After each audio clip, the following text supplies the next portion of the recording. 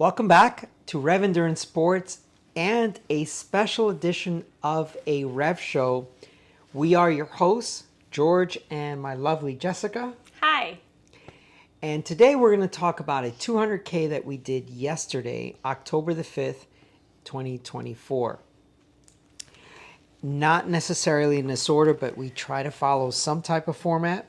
We're going to talk about the course, the weather, the equipment, to include bike and clothing, nutrition, strategy for completing the event, tips on riding in the heat, and finally recovery.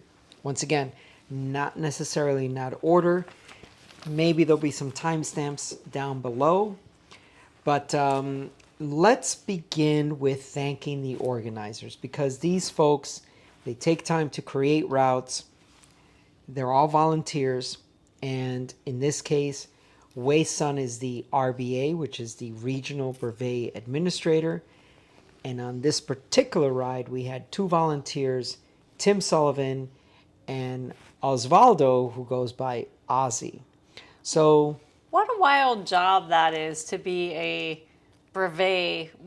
What was his title? Regional Brevet Administrator, A regional RBA. brevet administrator. I mean, I don't know. It just sounds like a cool kind of like, okay, I'm going to create tough routes.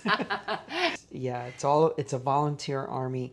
And what I believe their pay is in the satisfaction of getting folks, for example, with these brevets, let's say you're going to do a 1200K, you need to do qualifying events to get there. So their satisfaction may come in watching riders get all their events. There's also, I think it's called an R12, and that's doing a 200K every month. So 12 months of doing 200Ks.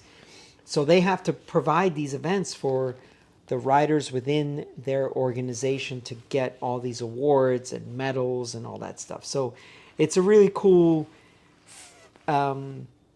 thankless job to get folks to get to whatever level they want to get to. K-Hound is another award, so they have to like always provide routes for people to be able to do to get to 10,000 kilometers of brevet type rides. Well, the brevet that we did yesterday, at the very end, I thanked Wei, and I'm like, it was an amazing route.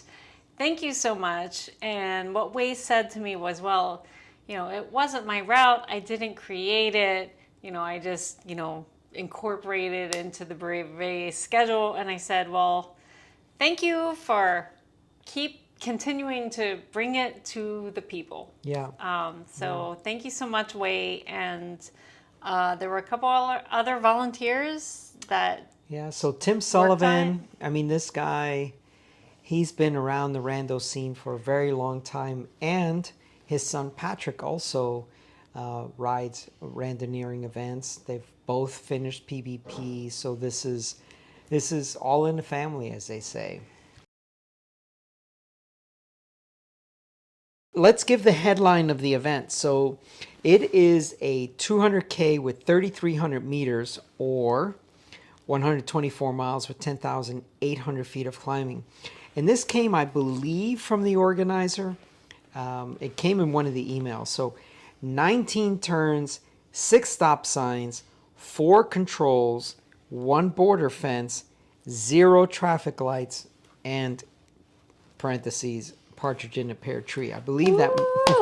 Zero traffic lights, yes, on a 124-mile event in San Diego. In San Diego, right? So for Jess and I, that amounted to 9+ hours on the bike, 1 massive climb. But trust me, there was tons of climbing, up and down and up and down and up and down. I mean, we were climbing until the last 2 miles of this, and we crested over this one climb, dropped in, and then a false flat up to the finish. So yeah, 10,800 feet of climbing. It was a hard day. It was a hard day. It was definitely a hard day. So in a different video, I do have the bike setup. So if you search Ritchey, Road Logic, 200K, any one of those search terms, and also, of course, George Vargas, you will find the Ritchey video for the bike setup for this. Now, I always want to address this because it seems like it falls on deaf ears. I am a Ritchey dealer.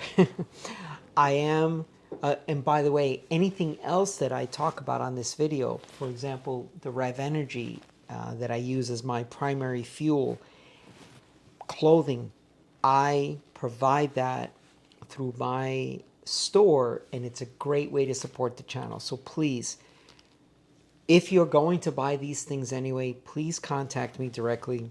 The link is down in the description. So bike shop, I'm sorry, bike setup video is already out on the... And it's doing very well. It is doing very well, yeah. All of your Ritchey videos tend to They do. good. They're like, you know, the Yeah. sexy videos of the bike world. They're not that... Right, and considering it's not a Canyon or the new Pinarello release, they still get good views, and I appreciate everyone that watches the videos. Please subscribe to the channel because with more subscribers, I have more leverage. I can have interviews with industry people or... Me. Your girlfriend. Or product or anything that maybe I can get an early evaluation on a product before it's out in the mainstream. Well, let's talk about a couple of more things on the as far as the highlight or headline: no flats and no mechanicals. Wasn't that great? That was great. I wasn't aware that was a headline, but yes, now that you mention it. Yeah, think about it. Yeah, I mean, it's we pretty saw awesome. people pull over because they had flats. And the 100-degree plus weather and very hostile conditions, and like they've got to change a flat, and we would just ride by and be like, okay, there's you okay? Are you okay? You're okay? Okay, you're okay, good. Okay, good. And I was like, oh, thank goodness we don't have to stop to help them. Well, as soon as I see two riders together, then I'm okay. I roll on, because the spirit of rountaineering is, you know, you're all on a self-supported journey, but you want to help another rider, and so in this case, yeah. And you do make the efforts, like you do the hand signals. You need anything? Are you good? And if they give you a thumbs up, then you're like, okay, we've been there. We know we're gonna keep going, and Yeah, you and know, we'll see you up the road. Yeah, and props to you. And that sort of does you credit for in the future, if we're riding by and we see you off the side of the road and you're giving a thumbs down, then we know, okay, you know, you're not just like crying wolf, like you really need help, so we will stop. So no flats and no mechanicals. Now, Woohoo! I gave Jess... Good luck. Yeah, I gave Jess's bike Karma. a very thorough look through. She got a new chain. New chain! Yeah. Woohoo! Yeah. Thank you, baby. Clean the whole drivetrain. And then we did a test ride with 32 tires, and now we had done a different ride. We had done a 200K actually with 200. Was it a 200? Yeah, it was a 200K with 32 tires. Boy, that was a long time ago. Back Yeah. in February? Yeah, something Yeah. like that. And we had the Durace brakes, and there was no issues. But this time we had a little bit of rub, and we just couldn't figure it out. There was rub during the test ride, and I didn't even hear it at first, but of course George was like, what is that horrible screeching sound? And I'm like, what? I don't hear anything. He's like, something's rubbing. Yeah. So, yeah, and we just couldn't make it work. So the went day back to before the 30s. event, George switched my tires, and then they didn't rub anymore, and I was like, okay, same to me. And George was placated because he was no longer aggravated by the annoying sound. So I went with 32s because I have these EE brakes, which are god-awful expensive. There were two YouTube viewers, and this was awesome, on the course. And one of them, Jimmy, got a flat early on. So this no flats, no mechanical thing. He got a flat early on. Aaron pulled over to help him. And I was like, okay, two people there. We roll on. I shot a quick video with Jimmy. He was interested in like Ritchey breakaways. So Jimmy, get in contact if you're still interested in that Ritchey breakaway. Jimmy, Yeah. it was nice to chat with you. I don't think he finished. I think he DNF'd. And unfortunately, because of the high heat, I mean, over 110 degrees, some people say 117, 113, it just I really... heard it looked like 117 was the confirmed high. Yeah, it was hot. very, very hot.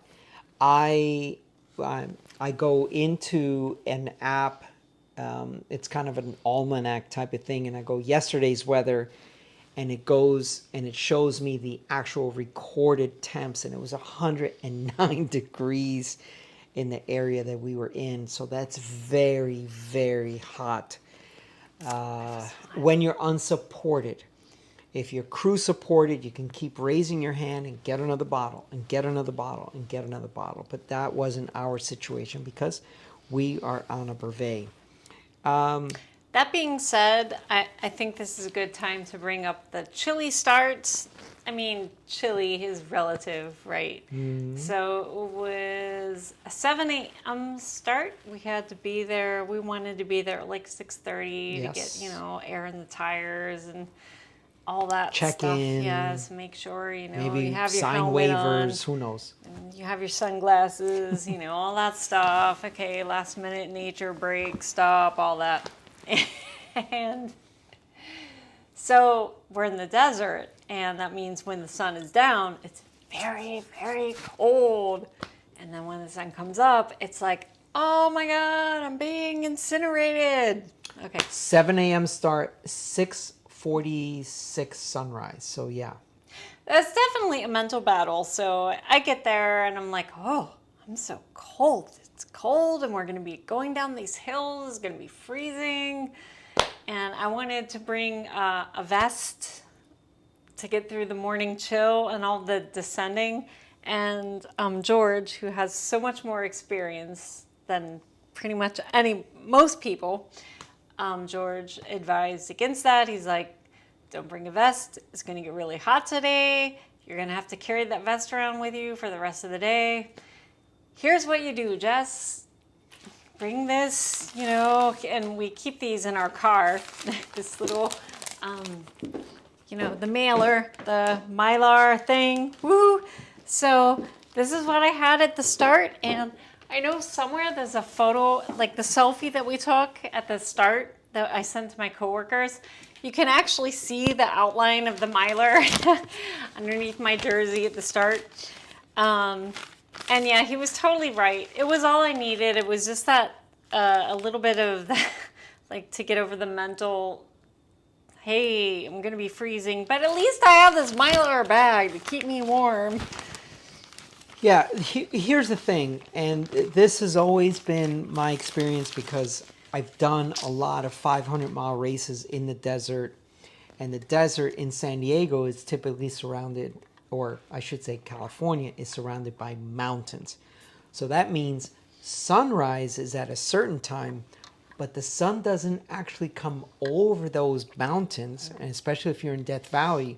Death Valley, you have 11,000-foot mountains around you. So even though sunrise is at X time, it's going to be way longer after that before the actual sun comes over that 11,000-foot mountain and is actually shining on you. So it's very, very cold. But when it hits, it's like it's a temperature a bomb. It's a temperature rise of 10, 20, 30 degrees in no time like, at all. Literally in seconds. Like, Yeah. At 10 minutes, you're in the trough of some roller, and at 10 minutes, 10 seconds, you're halfway up the roller, and it's like, woo, woo, I'm warm. Yeah, so it's pretty wild. Yeah. So Glad I didn't have the vest on. that's right. So we've talked about this. I've had other videos before. I think it was a pro tip video. I have a series of cycling pro tips, so look for those in a playlist. These FedEx envelopes, and USPS has them, all of these, they're waterproof. And they are very, very handy for multiple uses.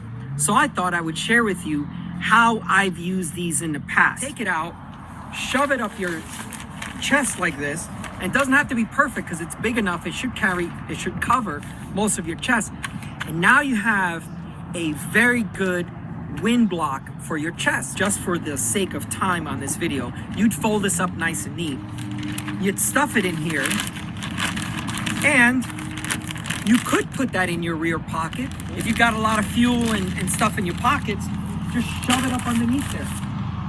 And that's not going anywhere, because once you're riding, your jersey tightens up around that. And now that'll stay dry because you're gonna sweat like crazy on the, it's a 12-mile climb from here.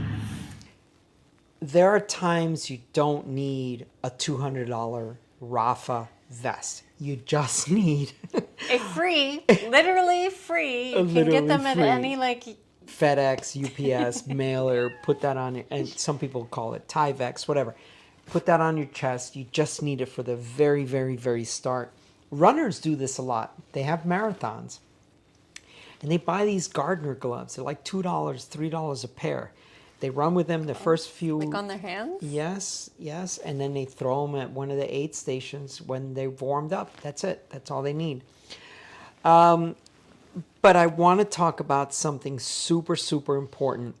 If you click off after this, then you've gotten the one of the most important things I want to talk about.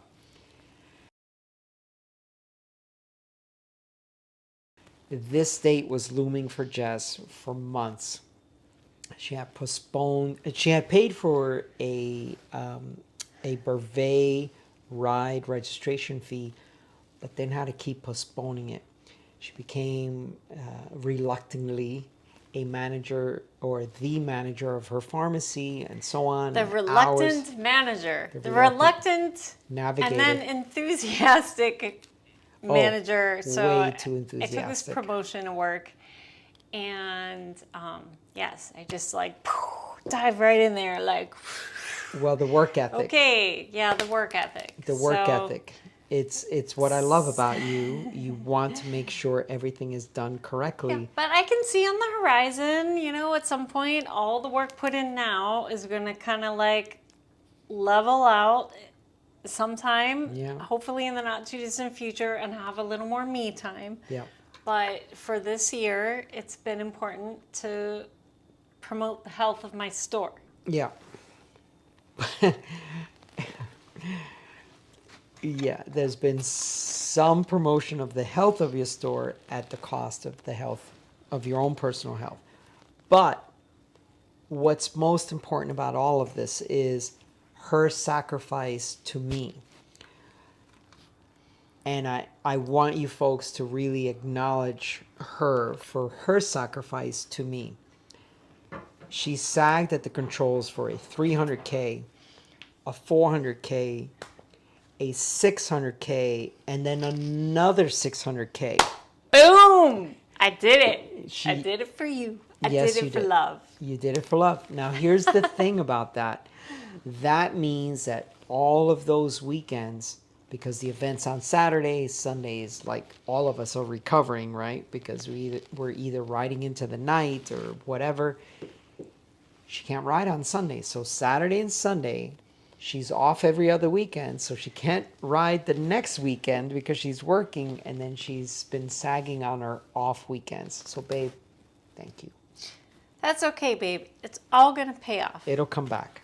It'll all come back. It came back already a little bit. Yeah. All of April and May were basically taken up by her sagging for me. And And so I wish to thank you for that. you crushed. Woo! I did Ooh, crush. thank I did goodness, crush. Thank you. because I know there It was was some worth pressure. it. There was some pressure on George because he's like, oh, my girlfriend is Yeah. spending her only weekend off driving around for me, and so I need to make sure I get it done. And you did. You got it done. So boom, Yeah. All right, so back to the course. tell the tale. What was your goal, babe? To finish? Yes, your goal That was was to my finish. goal. Your goal to was to finish. That was our strategy. And I knew that to finish, I had to just not exert no efforts. No efforts. No just efforts. slow and steady wins the race. And I didn't win. Sometimes there's no winning. The winning in this case is just finishing. And I'm like, okay, I want to make George proud. And I want to show him that he can do this. But more importantly, I want to know that I can do this, even with like no training, really, just a little bit here and there. Yeah, I think you have a third of the amount of miles I have this year. You're like barely over like 2,000. Well, yeah, or something. but we can't compare to each other because you would have done the course in a much faster time. Yeah.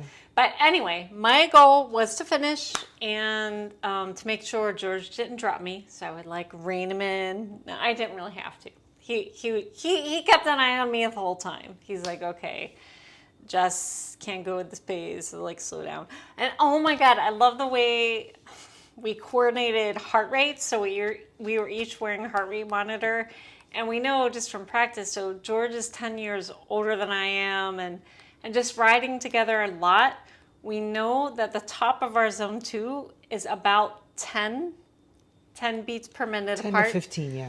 So if George is going at 143, I'm going at 153. I know I can go just a smidge higher than that, but not much. Like I didn't want to go much more than 155, which meant George would try to keep his at 145. And he was pulling me pretty much the whole time. I was sucking his wheel, which the title of my Strava ride is like, if you've seen it, it's just like, hey, I sucked wheel all day and it works. But yeah, so that was great. Just kind of knowing as riding partners were developing, and he's like, okay, if I'm 145, Jess is perfect at she's probably at 155. And then we would call out to each other, I mean, if I was going at like 158, 159, 160, the whole time we're communicating, I'm like, 58, 60, 61. And then it was like, back. oh my God. Yeah, like everybody just like, just don't back. pedal for 10 seconds. Yeah. So the goal was to finish, and our strategy to do that, and of course my goal was George's goal in this brevet, because it was like I told you, like is paying your dues for all of the brevets where I was driving around and supporting you. This was my all time. Hours of the night and morning. Yeah. Yeah. So I'm like, okay, George, your But we never even discussed it. Yeah, you're right. That's the thing, is we didn't discuss it. But I you just said, I will his job get you. for today is to not drop me, let me suck wheel all day long, except for a couple of like, there were a few scenic like video. Yeah. You know, just for the gram. and to help like rein me in, or help make sure I was eating properly. I'm basically coaching. Yeah. So that was my strategy, is finish, listen to George, try to keep my heart rate under 160 for sure. I mean, I've tried to stay 155. Anything up above 160 was like, oh, danger. Try. I just didn't want to disappoint George. I wanted to finish. No, you did fantastic, and I haven't. It was really hard. Sang your laurels, whatever that expression is. You don't need to. It was really hard. It was really hard. It was like, I think, I've done like tons of century rides. A 200K is just, it's a century ride and then a couple more miles. Like, it was really hard. because that's what did a lot of people in. It wasn't the distance, it wasn't the elevation gain. A lot of these people are experienced rando cyclists. I think It they was, were going too hard in the heat. yeah, And that, like, we knew because we were like watching the temperature like hawks. yeah. For the week prior, Temperature, we were like, yes. "Oh my gosh, it's going to be really hot." I need to just go slow. I Yeah. need to be like the remedial cyclist. Like, okay, I'm going so slow. Goodbye, everybody else. That's right. You know, you guys Let them go. do your thing. Like, Let them I go. just want to go slow. And hopefully in 10 hours we will be done. That's and right. We did it. we That's did right. it. That's right. In like under 10 hours, just That's by right. a few minutes. That's right. Yeah, and I'm going to talk more about our strategy here in a minute. The main climb in the event, the event's namesake is called Kitchen Creek. Now, Kitchen Creek depends where you mark it from, this, that, okay, all the way to the summit, something. It's about a 13 to 15 mile climb, thereabouts. It's about 3,000 feet or more. It is undulating, which is annoying AF. It steepens up at 12 something 13%, then drops again, and then steepens up and then drops. And then it goes through some gates. And the great thing about it is the traffic is very minimal. And then there are gates where there are no cars allowed, and it's the pavement is tore up. There is some vegetation that is overgrown. They're not going to maintain the road, so you just got to weave your way through. It's not that bad, but you just have to be careful. You could flat out there. There's not going to be any cars. There's not going to be any support. There's not going to be anyone out there, so you have to be careful. Reception is also very reception, like, no reception. sketchy. I mean, Yeah. I didn't even bother bringing my headphones. Where I bought mine and never used them. I noticed. Yeah, and I I thought never maybe used you were them. just doing it in solidarity with me. But Well, there was I that. have a Spotify account, so usually I'll like put on my open ear, the bone conduction headphones, Yeah. and listen to music. But even though I knew this was going to be like a 10-hour day, I was like, I'm not even going to bother because the reception is Yeah. it's sketch. Got to conserve batteries and Yeah. The climb of Kitchen Creek will then go up to 6,000 foot elevation. So for those on the metric system, it's 1828 meters. So it's a pretty high climb, but most of the climb averages 678, 678, 678, 678.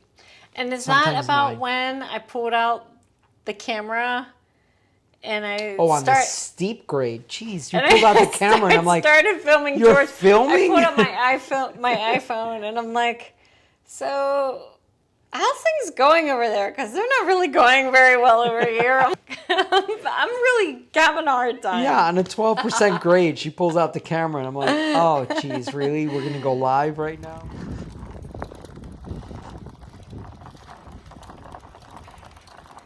Oh, how's it going over there? The suffering is happening over here. How about there? We're 58 miles, over 4,000 feet. It's got to be 98, right? I'm not going to call out 98, it's 100. It's hot.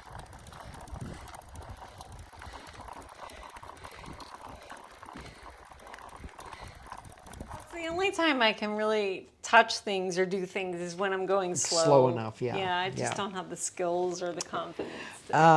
Okay, so 12% grades and more with the 5236 and 1132. So, yeah, anyway, she's amazing.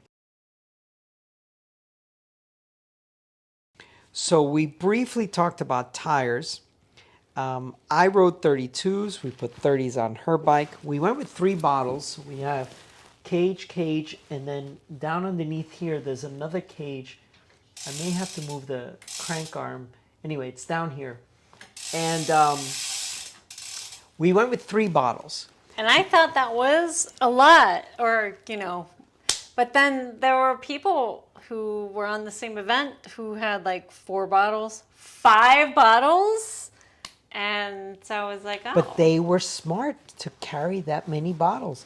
There was a gentleman that had, I think his name was Robert, a YouTube viewer. So thank you, Robert, for watching my channel.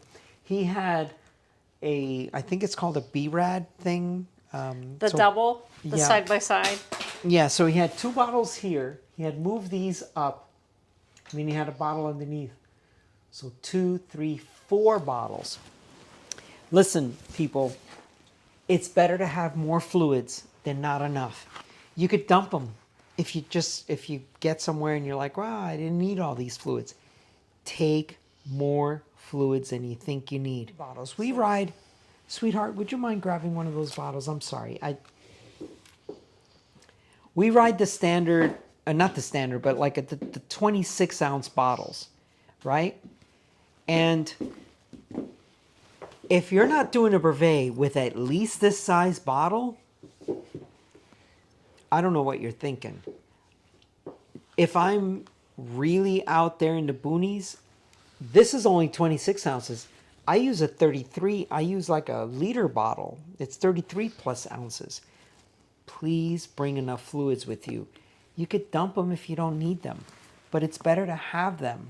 You know the old expression. It's better to have it and not need it than to need it and not have it. So this is where I think a lot of people came to grief on this event. They did not have enough fluids. There was quite a few DNFs on this course. I'd been watching the weather. I knew it was going to be hot. So we brought 3 bottles. And luckily, which you should not expect, but luckily on this course, Tim Sullivan was at the 56-mile point, which is the beginning of Kitchen Creek Climb. And he was underneath an overpass. So he was in the shade. He was in the shade. And he set up a nice surprise for water spot. All of the participants. Yeah. There were Chips Ahoy cookies. Oh, you had a cookie? Yes. Of course I had a cookie. I was like, oh, I'm going to make quick work of that. And there was ice and water. And I think he has some other things there, but all I was interested in were the cookies and the ice and the water. And a very short stop, because you have learned the art of long distance riding, and that is you don't have to go hard. The way to go fast at endurance events is not riding harder, it's stopping less. Well, yeah, like when we came into there, where that Tim had set up under the bridge with the water and the cookies and whatever else he had there, like we were just like, we saw it and we were pedaling in, and I could see a couple of other riders as we were coming in, they were going out, and I was like, ooh, we could catch them if we just go. Yeah. Maybe, because they're already ahead of us, which means, they're probably faster than us, but maybe. Yeah. So we went in, I got my cookie, we got my ice and water, and you got some stuff. We just topped off our bottles, and we were like, okay. I drank I topped off, I even told Jess, I said, look, we're going to pull into here, have at least 1 empty bottle when we pull into here. And that was mile 56.6. Yeah, and that meant, from George, that meant that I should at least drink, from the time he said that, I should at least drink 1 whole bottle. Yeah. And have it ready to go. So we were communicating pretty good, you know, the whole time about our stopping strategy. And so at mile 56.6, before we start this 13, 15 mile climb, depending on where you mark it from, I drank a complete, it was an empty 26 ounce bottle. I drank the whole, drank it, refilled it, fresh water, and we got back on the bike. I mean, we were out of there in 2 minutes and 30 seconds. I have a little spreadsheet for all that. Yeah. And we go in there, like under the overpass in the shade. There's the cookies. There's the siren song of like ice and water. Yeah. And then, there's these like little folding chairs. Yep. You know, the camp chairs that they sit out. They're like the vinyl or whatever. And like the armrest has the little cup holder. And Tim's like, have a seat, weary traveler. And I'm like, I know already. I've been with George long enough. I'm like, no, I will not have a seat. Just give me some ice, please and thank you, and I will take a cookie. What's the phrase I use? Beware the chair. Beware of the chair. It's Halloween, so you have to give it the Halloween. That's right. We're close to Halloween. Beware the chair. Beware of the chair. Don't sit down. George has been saying that ever since I met him, and we all know. Everybody watching this channel, everybody knows it's true. If you sit down, it may not be done, but it's prolonged. The agony is now prolonged.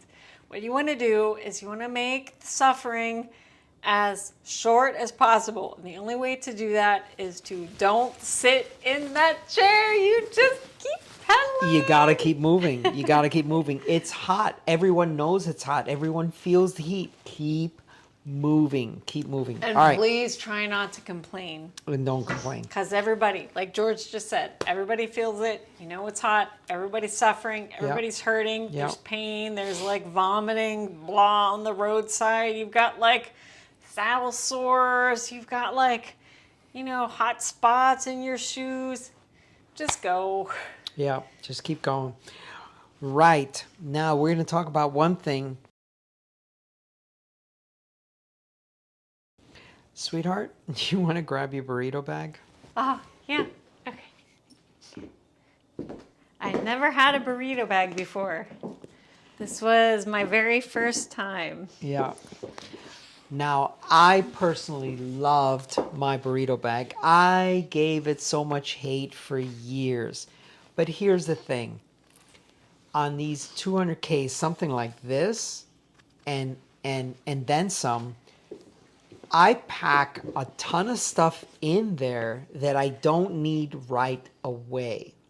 And so what I do is I put stuff in my pockets that I need for each control. Once I get to the next control, I go to my burrito bag, I pull more stuff out, put more stuff in my pockets, or if I need to refill my bottles with powder, with REV Energy powder, then I do that and then keep going. And then at the next control, rinse and repeat.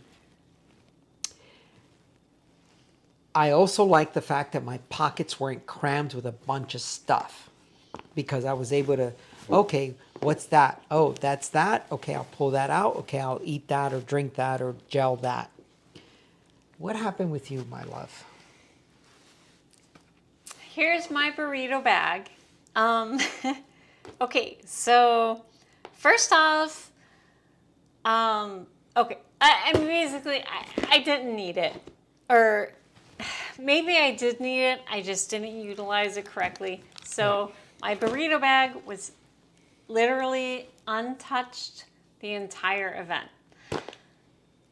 And I didn't know this. Yeah, right. I didn't know this, yeah. So when I packed it, I mean, I was even very late when I packed it. And I think a lot of it was maybe like delusional on my part. I'm like, it's a 200K. It's just a few more miles than a century ride. And I knew my water bottles. I had 1,500 calories, and I only needed like 600 more beyond that to get my anticipated minimum needs were. So I'm like, okay, I had like my water bottles, I had a couple bars. I'm like, okay, there's my minimum. And I'll just put stuff I need for like maybe just in case I need this stuff in my burrito bag. So I had it on my bike knowing that it creates aerodynamic drag.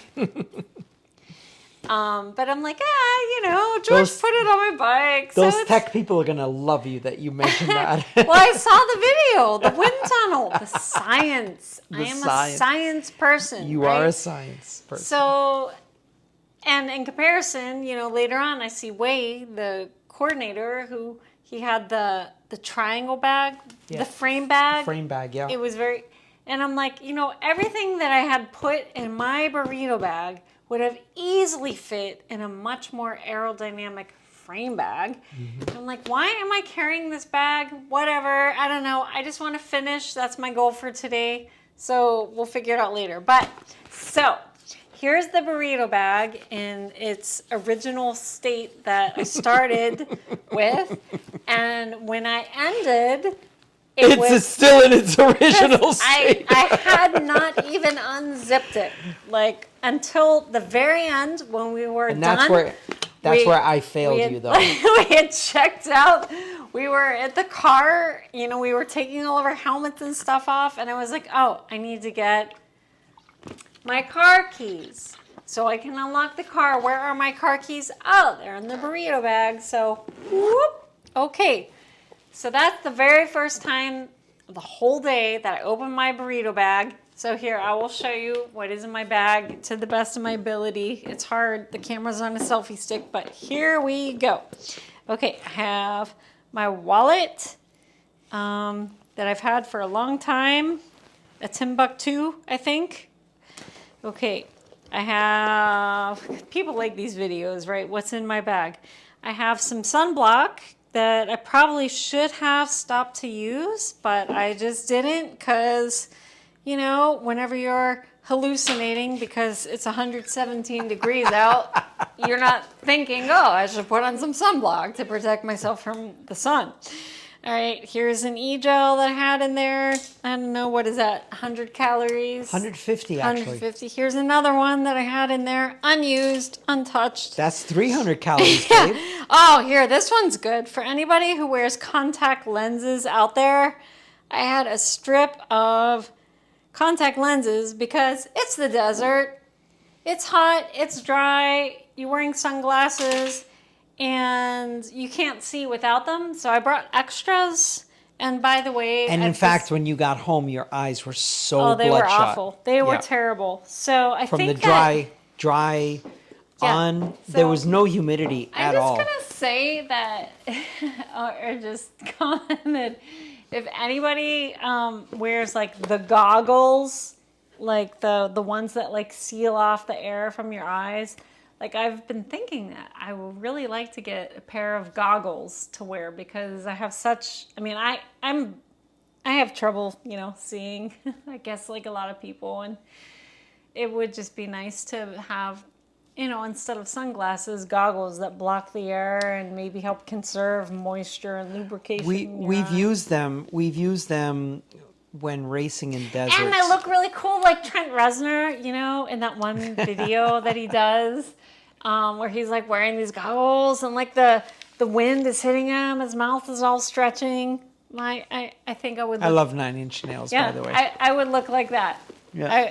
But I would be on a bike. Okay, so the other things in my bag are, well, we brought this extra exposure front light just in case we went Which is past, super important to have. Yeah, just in case we went That was past our important. deadline. And also, let's see, some electrolyte tablets that we bought when we were in Pennsylvania, and I was like, oh, maybe I'll need those. At Confluence Cyclery, Little which is a video out Confluence. there. Oh, look, there you are in the little silicone circle that will hold my mount for the headlamp. Oh, here is the mount for the headlamp in case we needed it, which we didn't, thank goodness. And oh, my car keychain fob was in my burrito bag. Okay, and there's only one more thing in here. And I didn't use any of this because I was hallucinating and delusional. But so this is just like a little Ziploc baggie, and it's got a couple of like tiny chamois butter things. Oh, I dropped something. Oh, a little lens wipe, like in case you're in case your sunglasses get too funky to see. Yeah. And also, so this is the very last thing, and this is an emergency. The chapstick, there's no SPF in this, so this is for emergencies only. Okay, so that's all I used in my burrito bag, and I'll just say real quick, you haven't asked yet, George, but so these are the things, this is the only stuff I had in my jersey pocket. So these are the things I thought I needed to have accessible immediately at all times.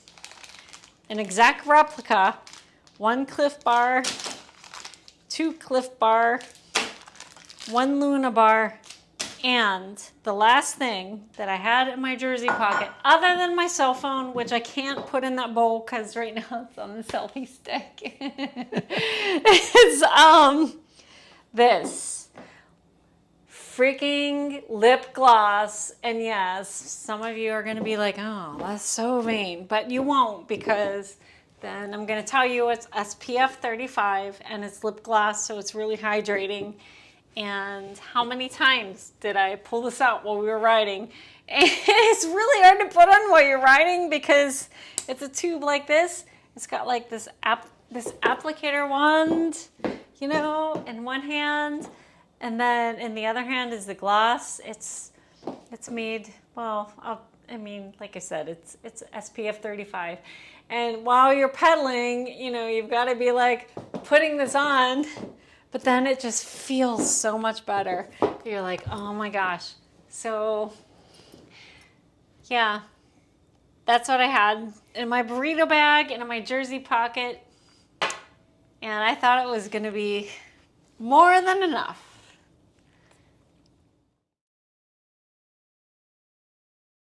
Let's talk about the strategy that I came up with. The plan was that I would ride about 140 with no more than about 143, 145 heart rate, which would be, excuse me, the upper part of zone 2, lower part of zone 3 for me. And then that translated to just around 155. Is that correct? Around 155 heart rate? Yeah, that's Thereabouts. correct. Yep. Thereabouts. Now, a couple of things that I wish to point out, because I am a huge data person. I've been riding with a power meter since 2003. And I had an SRM, and I walk people through the evolution of power meters and how inexpensive they've become over the years, because I had an SRM at $3,500. So everyone should be riding with a power meter. However, in this particular event, I changed that. And let me explain why. I decided to work off of heart rate. So power was not the primary metric.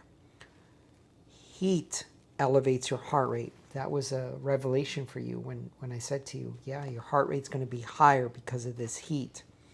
It also makes your nose run like crazy, which I only found out yesterday. I'm like, why am I this constant stream of sinus drain? Yeah. Dehydration elevates your heart rate. I also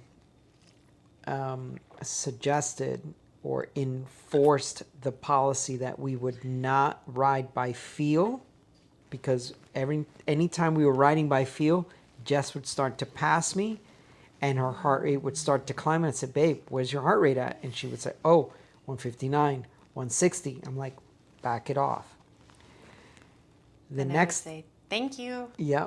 The next thing was, we were not riding to stay with the lead group. So when the lead group went away, I said, babe, let them go. We have a plan and let's stick to it.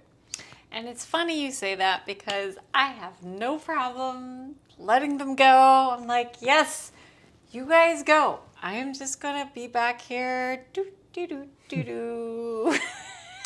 And sometimes George is the one who has the trouble with that, because I'm very competitive. He could go with them. And I'm typically the one who finishes, if not first, pretty far up in the front, right? But I just sort of recognize my own skill level at this moment in Yeah, time and yeah. this time in my life. And I'm like, for me, I just, you guys go. You're awesome. Yeah. I will be back here. Hopefully, I will be awesome one day. But the other thing is, did you notice the bad habits of people when they get on a little roller, a little incline, they accelerate to get out of the saddle, or they stay in the big ring too long? And I'm like, what are you guys doing? I tell you what I think they're doing. What's that? Is they see that wheel pulling away from them, Yeah. and they know they need to stay on the wheel because according to my, as I've reiterated in my Strava ride title for yesterday, sucking wheel, it works. So that's what they see is, maybe they're not thinking at the time, that, okay, I know this person, I know they're a beast and they're just going to go and they're going to finish this ride 2 hours ahead of everybody. They're not thinking that, at the time they just see their ride, their draft is going and they need to keep closing that gap. So, But you have to have the discipline. yeah. You have to have the discipline. Yes, that's why you have to go into it ahead of time with the mindset, okay, This is what I'm going to do. My cutoff heart rate is whatever. Or power, if it's not as hot as 117 degrees out. Whatever that is, I'll have to do the conversion. You have to stick with the plan. You have to. I can stick with the lead group in almost every situation. And I am the lead group in most situations, but this was not that day.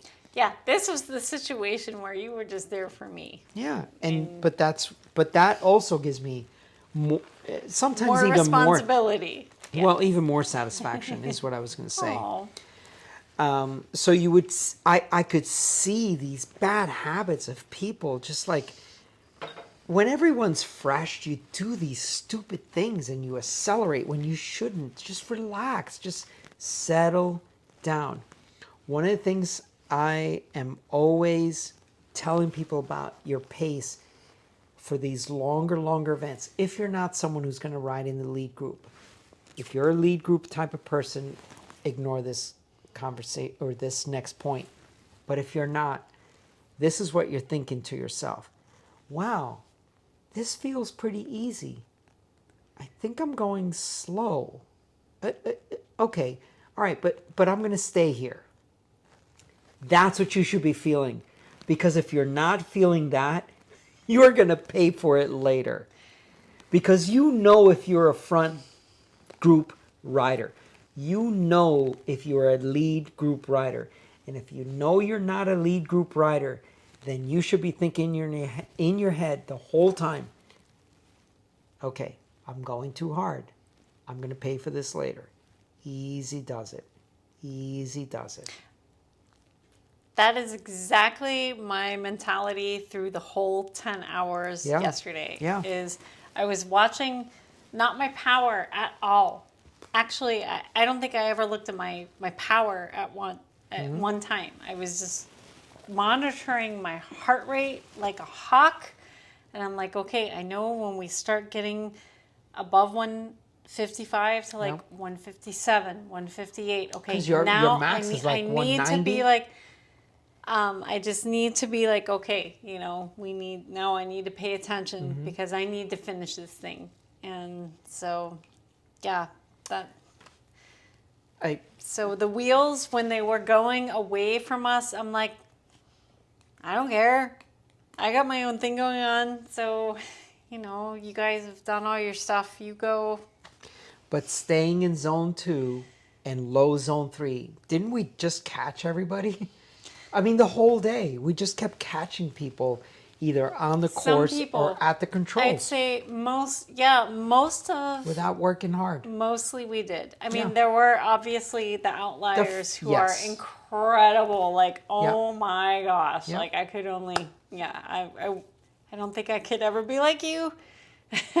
But it's awesome that we're riding the same event. Yeah. But yeah, a lot of people. Good to we be in your did company at the eventually. start. It's the old is it Aesop's fables? Yeah, the You know, tortoise the and the hare. tortoise and the hare. Where slow and steady, will usually Yeah. or sometimes, let's just say sometimes, overtake the. In most cases, I overtake most people by just staying consistent and steady. Yeah, because they burn out their They burn- reserves very early. Yeah. And their morale, maybe even more importantly, is I- the psychological. Yeah. Like, oh my gosh, I'm exhausted. I still have I'm not even halfway there. Exactly. Yeah. And I'm like, okay, that's we'll just go really, really slow, creep along. The night before, we prepared 3 bottles with 500 calories each. I prepared them. Yes, you did, my love. I You measured did. out the Yeah. powder in 6 bottles. Yeah. Half were for George, half were for me. And I your did half an had- excellent job because I'm a pharmacist, so I measure everything very precisely.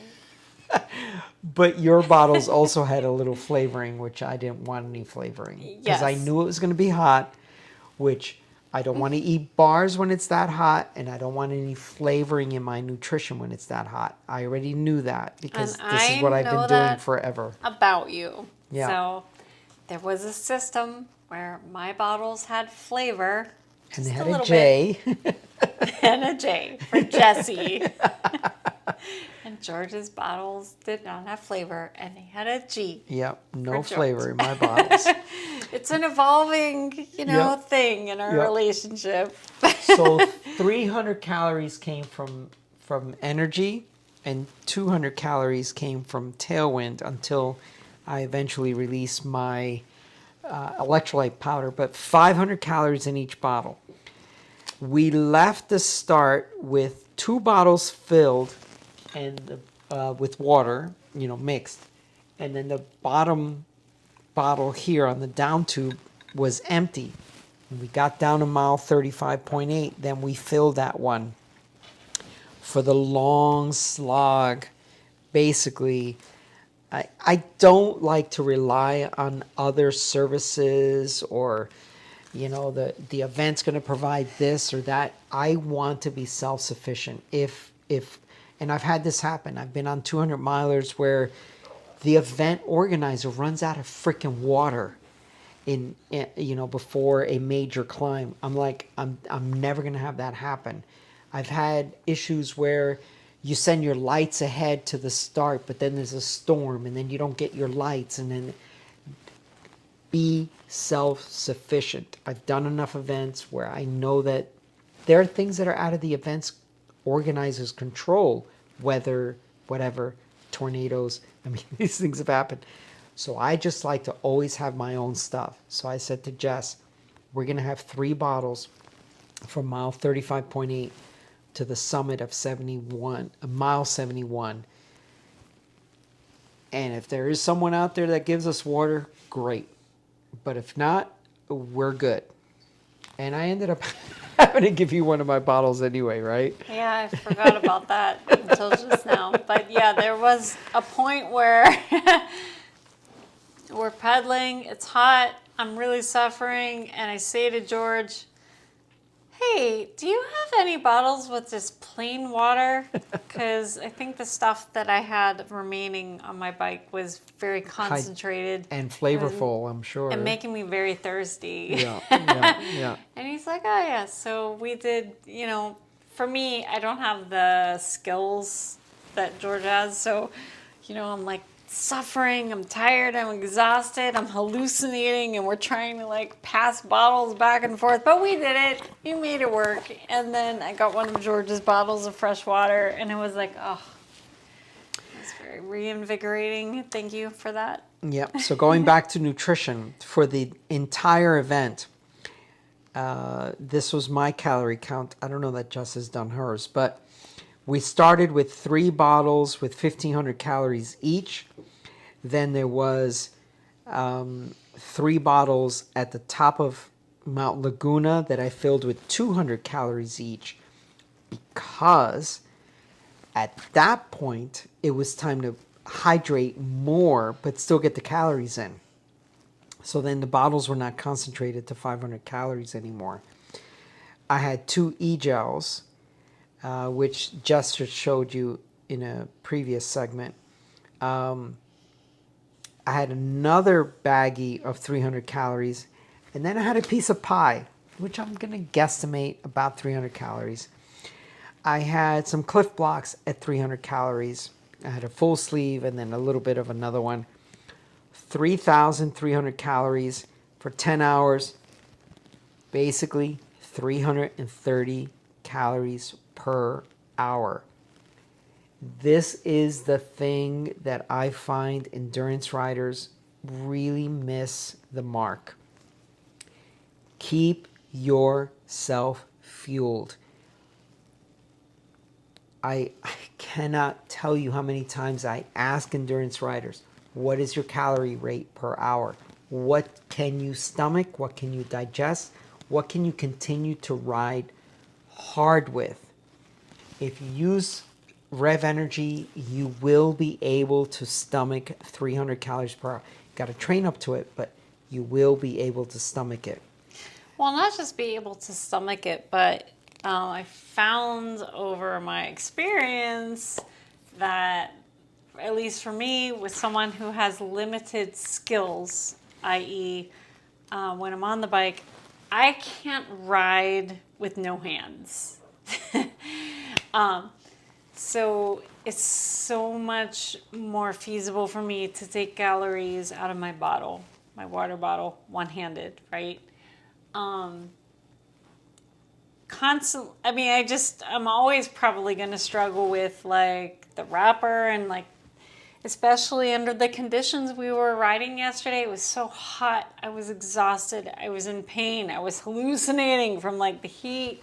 Yeah. And I didn't want to let go of the bars to make any extra movement or expend any energy doing anything. I just wanted to like focus on like pedaling and make sure I wasn't going to like steer into a tumbleweed or something. Or goat heads so- this time of season. Go ahead. So I'm like, okay, I knew what I should have been doing probably was reaching into my back pocket, opening a wrapper, like peeling the wrapper down to make sure I didn't choke, like accidentally ingest a wrapper, which happened to me when I was very young. I was eating a Twinkie once when I was like a 6-year-old child, and I bit the wrapper off, and I almost died. Thank goodness my dad was there. He shoved his fingers down my throat to pull that wrapper out of my windpipe so I didn't die. Okay, so like choking hazards are real when you're cycling, or even when you're just 5 years old and eating a Twinkie with reckless abandon. So I was very hesitant to, like, under those conditions, I'm like, oh my gosh, I'm tired, I'm hot, I'm sore, everything hurts. All I want to do is just like do this and keep my legs turning over. Like, I didn't want to like do all the stuff to like get solid food into my mouth. So I didn't. Yeah, the bottle's the easiest way. I mean, I did a little bit, but not enough. Yeah, the bottle's definitely the easiest way. Easiest way? Yeah. I mean, you need to hydrate anyway. I mean, for me, for you, you could totally, I mean, it's probably still the easiest way for you, but George is like, you know, like I'm dying, and like in front of me, George like sits up. He's like got both his hands up here. He's like, if he had like a knife, a steak knife and a fork in his back pocket, he'd pull those out and he'd be like carving steak in front of him while he's steering with his core and his hips. And I'm like, okay, not me. Yeah. I don't know. I just picked it up too late in life, or I'm just not that naturally gifted. You'll gain the confidence eventually. All right. Know. So I do have a graphic about the time we spent off the bike, but Boy, you have a lot of notes. You have a lot more notes. yeah. But I've mentioned this in so many of my videos. Do not stress about riding fast. Really focus on your time off the bike, aid stations, controls, whatever the race format is. We only spent 36 minutes off the bike or stop time. Boom! Yes, babe. Who can take a nature break in less than 2 minutes? This girl right here. Yes, we're going to talk about clothing here in a minute. But yes, you know, a drop tail type of cycling bib is super important. But really, really the thing is this. Please focus on your stop time. If you want to be faster at endurance events, minimize your stop time. Yeah, and I think that means, at least for me, is very much an amateur, is when you're riding, you're out there on the course, and you're anticipating the next control or the next stop, like that is the time that you think, okay, what do I want to be doing when I make my next stop? Yeah. And that is a huge mistake that I made yesterday. As I previously mentioned, I never accessed any of the goodies that I had in my burrito bag, essentially because, you know, I was just only focused on getting to the next stop. And once I got there, I'm like, okay, I'm here, you know. I didn't have any plan in place. So I think it would have been better. And so for next time, I'll try to think, okay, I know my next control's in 10 miles. When I get there, I need to get my chapstick, or, you know, maybe I should get a couple gels out of my burrito bag and put them in my pocket. I think it's important. I think it's important, if anyone's still watching, and thank you. If anyone's I think it's very important to mention why this lip thing is such an important thing for you. It's not about glamour. It's not about any of these things.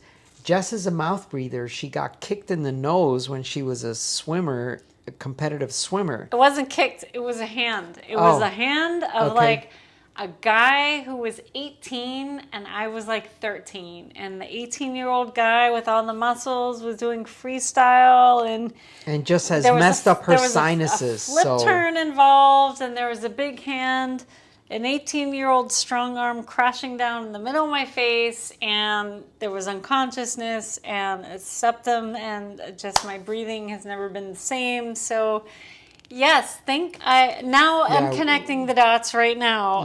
Because I'm a big time mouth breather. Because and so her lips dry out. It's crazy. So I have to like do this stuff. Yeah, I think that might be missed, and we will have to bring that more into prominence in other videos about this. This isn't about, I got to look good when I'm on the bike, so I need this lip gloss. No, it's a SPF situation. It's a chapping. Chapping, I would say. I mean, basically, if my lips get really bad sunburn, then I'll get like cold sores or like whatever, and it's like, so, you know. This is more than just this is more than just. Yeah, because you know. Because George, right? but honestly, the thing is that when it comes to this heat riding and all this stuff, I had a very old blog a long time ago, and I talked about how to be faster at your next 200 miler. And one of the things I just talked about, it's funny that Jess just mentioned it, is what I do, because I'm always conscious of what I'm doing. I rarely am out of sorts. I am always thinking about what I'm going to do at the next control, what I'm going to do at the next stop. I'm always thinking, okay, I've got 2 bottles. I got this. I got that. I need 200 calories. I need this. I'm always calculating in my head. All right, I've ridden 4 hours. I've consumed this many calories. I need this many calories. I'm going to do this when I pull in. Okay, bathroom. No, I'm not going to use the porta potty. I'm going to pee outside of town before I pull into town, because There's going to be wooded areas. I can pee there. Then when I pull into town, I can do this. And I mean, I'm always thinking and calculating all these things because I've done so many of these ultra events. I've done literally actually, what do they call those? The 200-mile events that are actually on a schedule. But I've done so many other things, 500 milers and so on. I already know what I need to do the next time I actually get off the bike. Because everything else I'm going to do on the bike. I'm going to take my arm warmers off, my arm coolers. I'm going to take my knee warmers on and off. I'm going to do all the things I need to do that I can do while I'm rolling. Base layer on and off, all that stuff. The bike is still rolling. But when I pull into the stop, I've already got a laundry list of things I want to do. And I'm in and out of there in the fastest time possible. So anyway, let's move on. The course unfortunately had some busy sections, and I didn't like the Highway 79. Very narrow, cars were buzzing us. I know that you have some PTSD from the time you got run off the road, so I'm pretty sure that that was nerve-wracking for you when we were heading back, and it was just so much traffic in that area. And there was no shoulder. And there was no shoulder. There was literally an inch of pavement to the right of the fog line, and people in this area are... And car after car after car after car after truck. On their weekend that they're out there recreating with their family. Car collects. Oh my gosh, and I had the Volkswagen Beetle, like... I was like lay on the horn, like for a minute, a solid minute. Like, where is she going in such a hurry? Like, I couldn't, there was nowhere else I could go. Yeah. And I was like, yeah, so it does, you know, that was, it was stressful, but you know what? It's part of the sport. It's unfortunately. It's part of the sport. It's part of this sport. Yeah. And road cycling, where, you know, you just need to come to terms with it. It's like, you know, I'm going to be as safe as I can and make the best moves that I can to protect my body. And that means taking the lane. That does mean taking the lane in a lot of situations, even when you like psychologically, you're like, oh, I should be over here. You want to yield to the right, I want but to be over here. You have to take the lane to be safe. It just, you know, also, I would just say that if I were raising small children, I probably would not be doing this. No, I definitely would not be on the road. It's dangerous. The way that I am. It is dangerous. But, you know, you got to live life and eke out a little happiness for yourself. And it's just the benefit is, to me, it really outweighs the risk, you know, for me. Yeah. So I try to yield as much as I can. And if I start to see 3-4 cars behind me, you know that I yield over and I let them pass. Oh, yeah. George is always like directing traffic. And so he'll be riding in front of me. And I'm just watching George because I just watch George because I know that he's watching everything. Yeah. So I'll see him like put his hand back, or like he'll start to wave the cars around, and then if you're waving cars around, then I know, okay, just get as close and tight to the fog line as I can, or I'll there'll just, be a driveway. Start to be kind of slow and then now, you know, watch George, who'll be like the old, you know, the like smack on the butt, and I'd be like, okay, get on the wheel. That must mean there's no cars coming, so here we go. Get on the wheel. We're going. Yeah, so it was a fast, fun return back, but yeah, you got to be careful. Look, don't piss off the motorists. Do everything you can to just, you know, coexist with them. They are angry. You're in their way, but just do everything you can. So in many cases, I know the road. I'm like, okay, it undulates here, it slows down here. Okay, yield, let the cars go. Okay, we're about to drop. Take the lane. Be safe, and the safest way is to take the lane. Some of you may object to that, but that's your opinion. Let's talk about clothing. Sweetheart, would you grab that clothing there so we can talk about I our will clothing? grab it, but I will also say that there were a few people during the event yesterday that said we were the best dressed couple.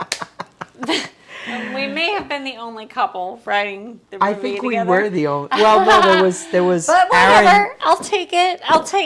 No, we There don't was know. Aaron We and don't the- know that they're a couple. Yeah, Aaron. They're yeah, like we a don't budding friendship, I as think far as so. I know. I like Velocio clothing. Jess is the one that turned me onto it.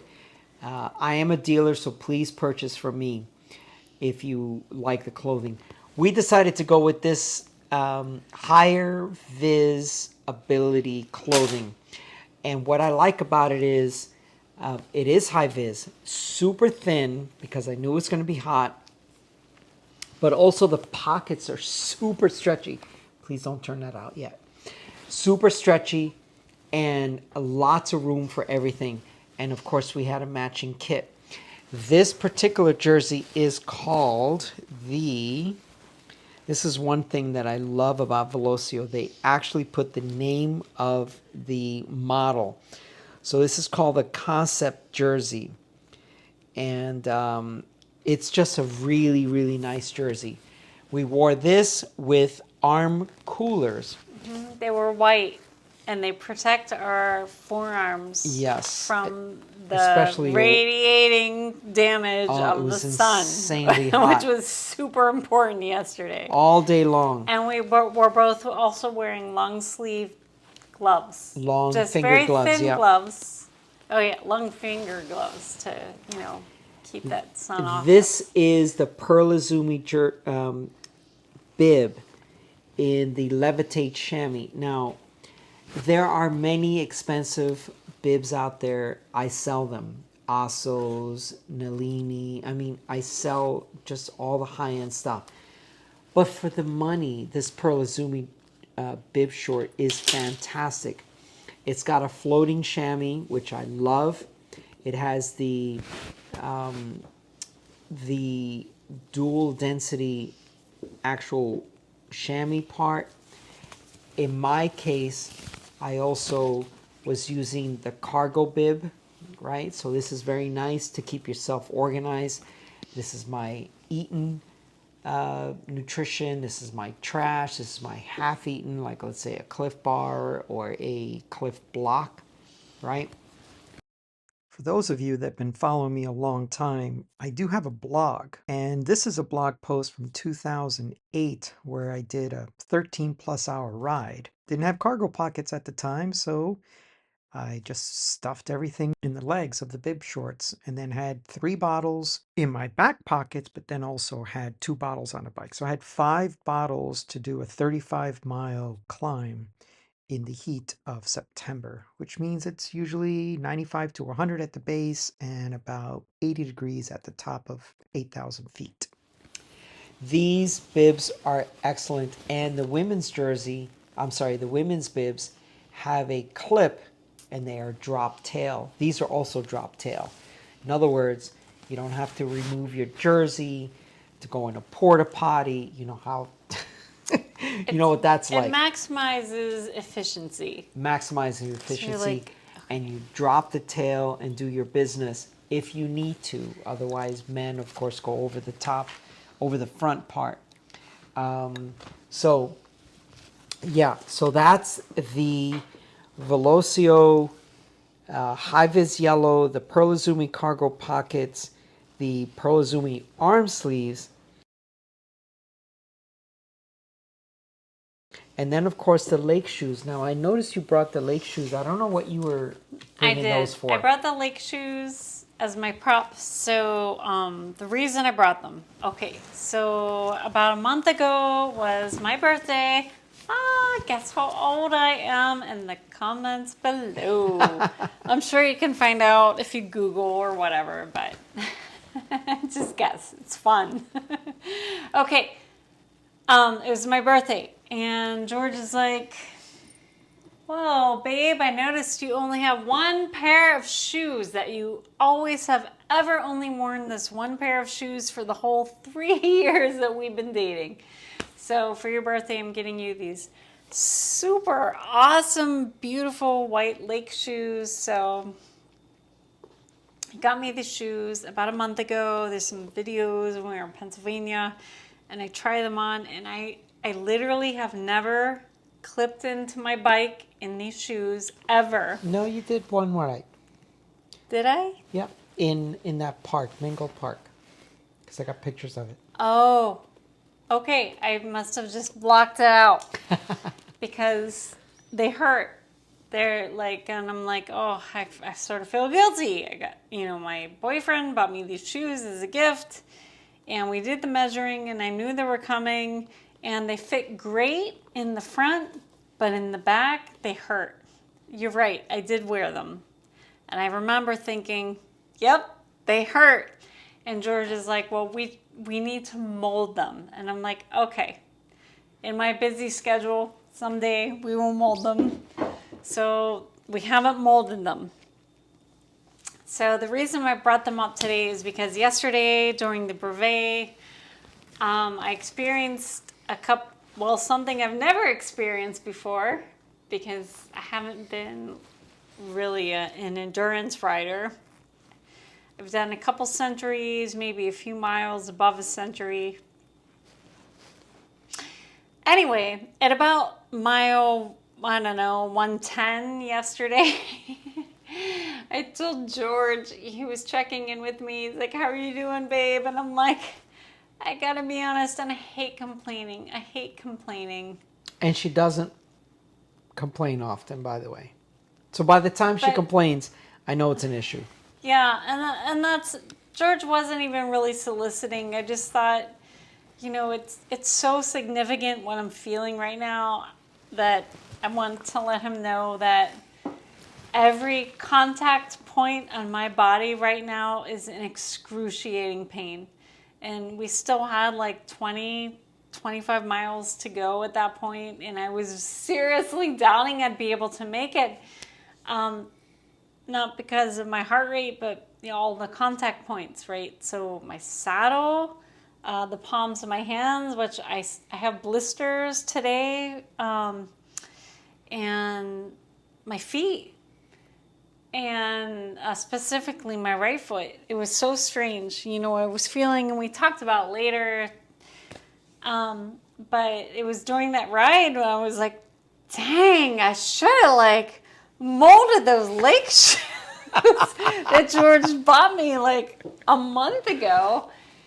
And, maybe they'd be better than these shoes I've been wearing for the last 5 years, So I brought them up here to say that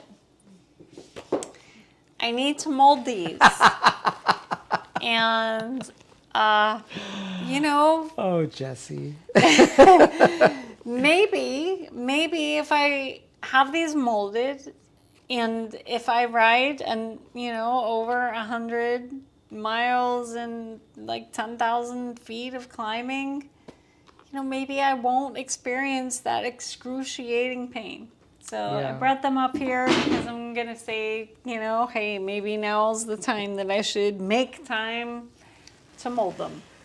Well, I appreciate that, because one thing I know about Jessie, I can't force the timeline on anything because she works so much and she's tired and she's, so I go at her pace and I wait until she comes to me and says, hey, and then I know she's open and receptive. Oh, yeah, being a CVS pharmacist is exhausting, I know. especially You're on your feet like 8 to 10 hours the a whole day. time. It's ridiculous. Especially at this time of year, it's flu season, flu shot season. Yeah. So it's just nuts. But I realized after yesterday I need to make time to go through the molding process with George, and hopefully we'll maybe make a video about it. And I don't know, maybe it will work and maybe it won't, but we'll And I think see that's what happens. what's been holding us back is I wanted to document Well, yeah, we that want whole to document progression it. of, okay, Yeah. the measuring, the sizing, the ordering, the fitting, the The outcome. molding. And Yeah. it takes time. It takes And we time, yeah. want to do it And we because wanna do it it's right, for yeah. the good of your channel, you know, whether it works out or not. It's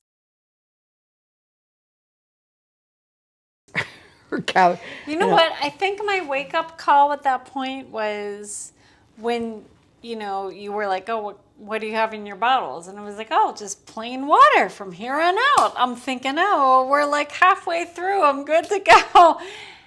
And then you said, so you're just going to have solid nutrition from here until the end? And I was like,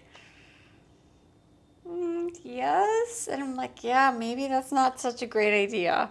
And that's when I started, I pilfered George for Yeah. what he had brought in his burrito bag, the REV energy that I put into my bottles. And I was like, okay, yeah, because I know as I said earlier, I'm not that great at the actual manipulation to get the food, the solid food from my pocket to my mouth with the sting knife and the fork. Yeah, it's okay on shorter rides. Here's the thing, and I say this all the time: bring more calories than you think you need for the event. And I feel like I did do that, but the calories they were in bars and they were in my burrito bag, which I didn't unzip. I don't know. Yeah. You know, when I got to the lodge, I just had this mentality. I was like, it's all downhill from here. But I guess it definitely was. We still not. had 50 miles to go. Yeah, it was a reality check. 53 miles to go. We still had over 3,000 feet of climbing to go. Luckily, though, we got down the road, and guess what we had?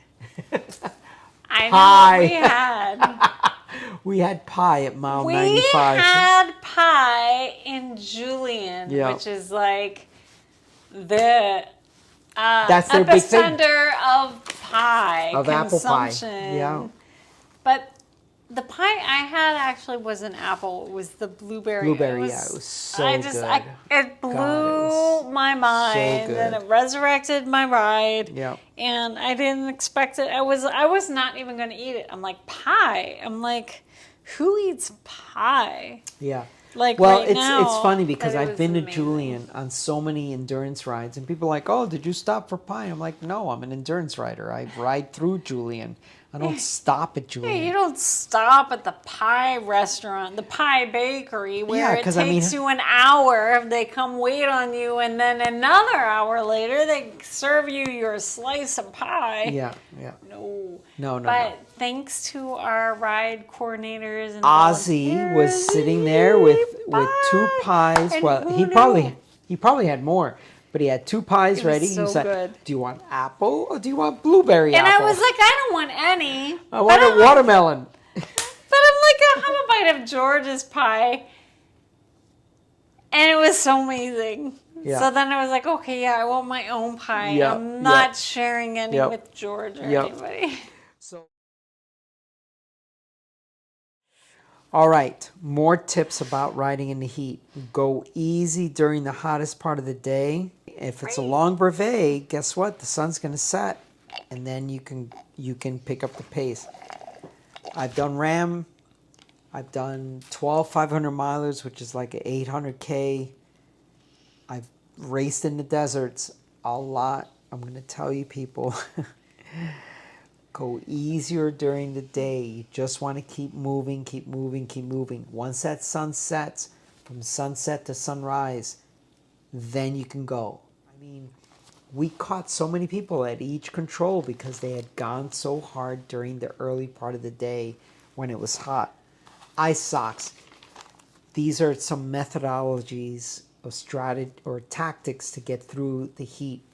What did you call it? ice socks. Oh, ice socks. It's basically you take a sock, you put ice in it, you put it around your neck, and you ride. Personally, I don't like them that much because I don't like that water dripping down and getting my chamois wet. However, if it's hot enough, that water pretty much dries up as it's going down to your chamois. You will see cyclists now, pro cyclists, they get the little knit stocking like a woman's knit stocking, and they put ice in it, and you see them put it pantyhose, and they put it on the nape of their neck, and then that cools their main blood flow arteries and whatever. But we've been doing this for a long time.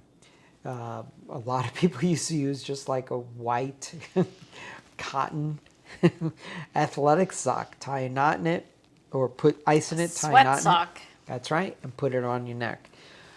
I personally don't like it, but that is a strategy and a tactic you can use. But if you have access to a standard bathroom, I dunk my head in the sink.